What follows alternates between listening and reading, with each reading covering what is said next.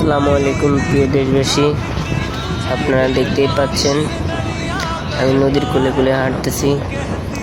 কি পরিমাণ ভাবে নদী ভাঙতেছে, আপনাদের দেখে কি দয়া মায়া লাগে না?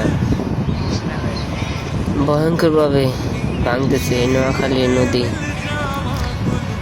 ভেঙে শেষ হয়ে যাচ্ছে নোয়াখালীর সুবর্ণচরের বাড়িঘর, হাজারো মানুষের স্বপ্ন আর ভেঙে শেষ হয়ে গেছে এই নদীর কবলে।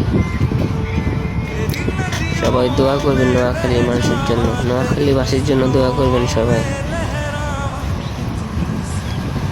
তো আপনাদের কাছে একটি অনুরোধ, যারা যারা ভিডিওটা দেখতেছেন দয়া করে একটা শেয়ার করে দিবেন। কি ভয়ঙ্কর ভাবে নদীটা ভাঙতেছে।